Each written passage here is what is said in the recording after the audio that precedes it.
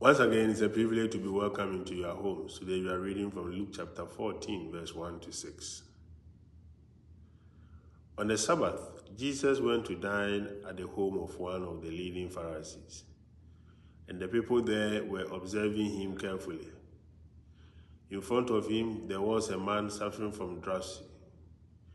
Jesus spoke to the scholar of the law and Pharisees in reply, asking, "Is it lawful to cure on the Sabbath or not?" But they kept silent. So he took the man, and after he had healed him, dismissed him. Then he said to them, "Who among you, if your son or ox falls into a cistern, will not immediately pull him out on the Sabbath day?" But they were unable to answer his question. There are different ways of seeing. In the reading, it is said that those present at a meal at which Jesus was a guest were watching Jesus closely. We can watch someone closely for various reasons. Parents watch their children closely so that they don't come to harm. If someone we love is ill, we watch them closely so as to respond to their needs. However, it seems that at this meal in the house of a leading Pharisee, the guests were all watching Jesus closely with a view to catching him out.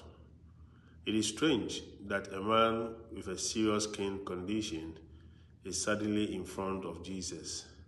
Such a person will not usually get invited to a meal hosted by a leading Pharisee. It seems as if he was a kind of a plant to catch Jesus out.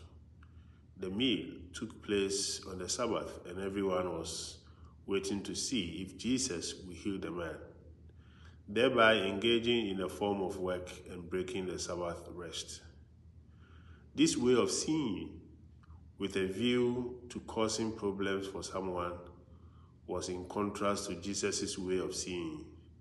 He saw others with compassionate, merciful eyes, which is how he saw the man with dropsy who suddenly appeared before him.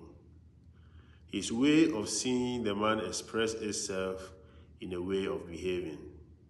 He healed the man of his ailment, even though he knew it would strengthen the hostility towards him. Jesus was reclaiming the Sabbath as an occasion for healing and fullness of life. Dear friends, we are all called to see others as Jesus sees them, with compassionate and merciful eyes, and to act accordingly. The Lord wants his own way of seeing and behaving to become enfleshed in our own daily lives. Shalom. Peace.